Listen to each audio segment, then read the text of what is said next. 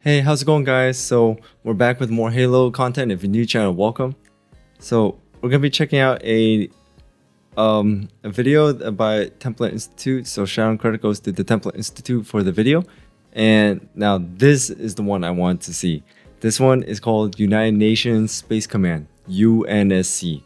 So I did watch another video that was called UNSC Army. So I accidentally misread it and I thought it was actually going to be talking about the UNSC. But that video was talking about a branch in the UNSC, the Army. So this one should be talking about the UNSC entirely in general. So we're gonna check out what it's all about. And the UNSC is basically the United Nations. So basically it's humanity. What's the right word? Total or combined.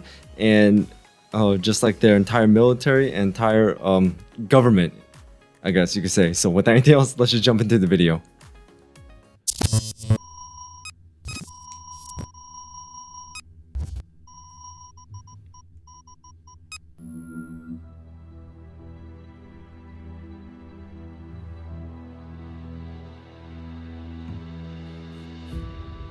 On January 8, 2053, following the end of nearly 3 decades of constant war against the alien covenant, the unified Earth government was formally restored as the chief executive body of human civilization. The transfer of power marked an end to the emergency military government that had seen mankind through its war with the Covenant and the restoration of civilian authority. The decision to turn the fate of mankind over to a military junta was not always a popular one, and made only in the gravest of circumstances. Yet there is little doubt that humanity would not have survived its war with the Covenant if not for the United Nations Space Command, or the UNSC. First and foremost a military apparatus, the UNSC is administered by High Command, or HICOM, with regional responsibility delegated and exercised through various central commands. The UNSC maintains hundreds of administrative and bureaucratic offices, ranging from everything from UNSC Astrophysics to the UNSC Symphony Orchestra. The primary branches of service, however, are the UNSC Army, responsible for sustained planet-based warfare. Yep, that was the video. The UNSC Air Force, which provides both atmospheric and orbital support. The UNSC Navy, which conducts spaceborne operations. To be honest, I didn't know if there was an Air Force or not because I kind of went off of like my general knowledge of like the United States military. Because in the Navy and the Marines, we do have aviation. There is aviation. There are pilots, there are fighter jets, everything. So I thought when I saw those like aircrafts, I thought they were just part of the Navy and the Marines. So that's why. But should have known it was the Air Force.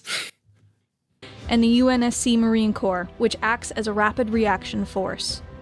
Each branch of the UNSC Defense Forces is itself comprised of numerous component and support services. I wonder if it has the National Guard or Coast Guard. The Office of Naval Intelligence, which was known to operate its own fleet of covert warships, the Orbital Drop Shock Troopers, which deployed directly from orbit in specialized drop pods, and the Spartan branch, which exclusively utilized members of the Spartan 3 and Spartan 4 super soldier programs to conduct high-risk special warfare operations. So the Spartans are their own branch. The ubiquitous nature of the UNSC within human society, even before the outbreak of war with the Covenant, made the organization at times deeply unpopular within civilian circles, leading to allegations of unchecked militarism and warmongering. Yet its role in the founding of modern human civilization cannot be overstated, and is the primary reason for its prominence in human affairs. The origins of the UNSC can be traced back to the last major conflicts on Earth, during which resurgent communist and fascist elements attempted to resist the shift of political power from various national governments of Earth to a centralized UN authority. In a series of campaigns fought across the South American rainforest, Mars, and the Jovian moons, UN forces achieved many stunning victories, lending support to the adoption of a unified government structure. By the end of the war, the United Nations Space Command had emerged as the principal military, exploratory, and scientific agency of the nascent Unified Earth government.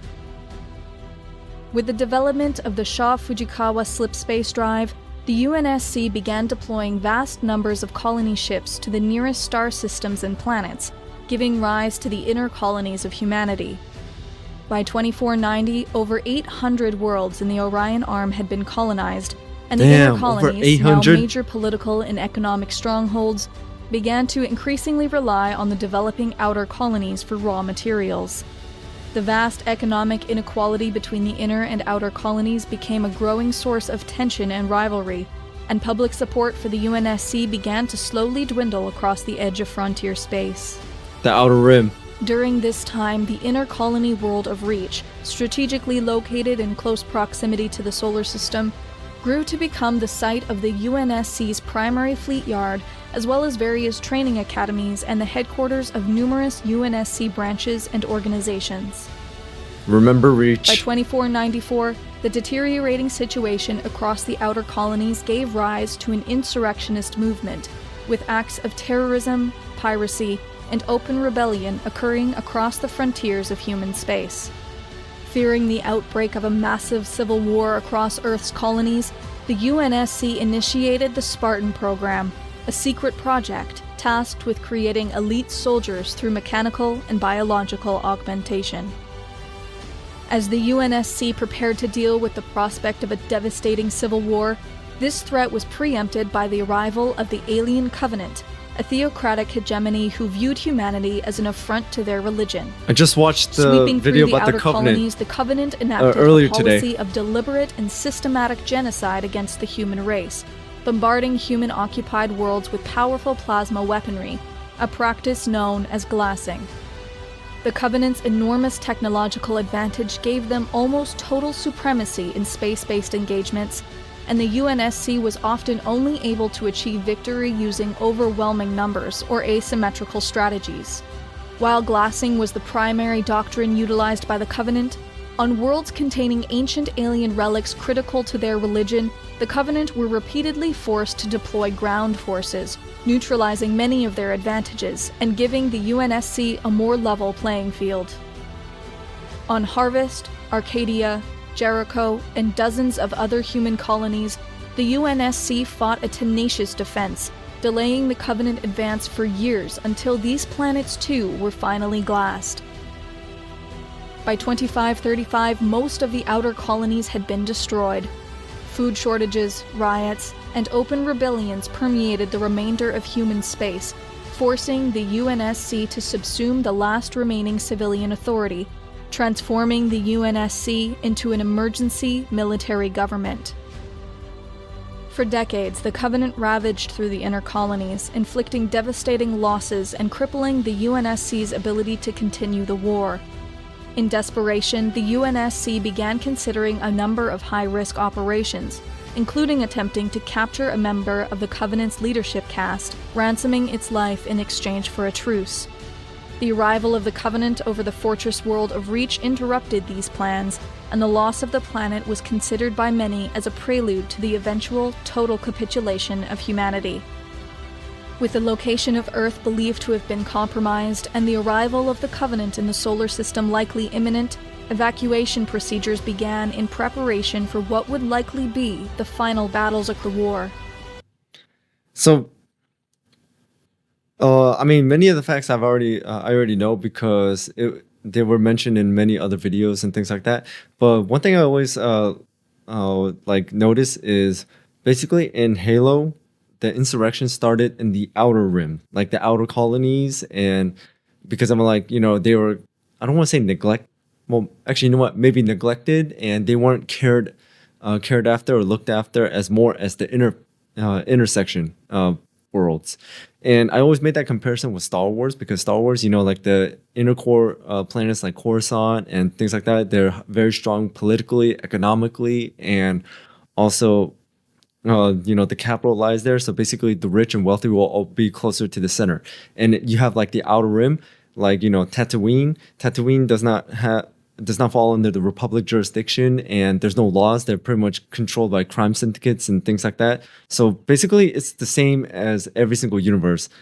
The outer colonies, or the further you are from like the center, the less you're going to be looked after. So that's why it always leads to rebellion. But however, all that changed when the Covenant showed up. So basically, if the Covenant showed up, it would still be human against human, but now it's human against alien.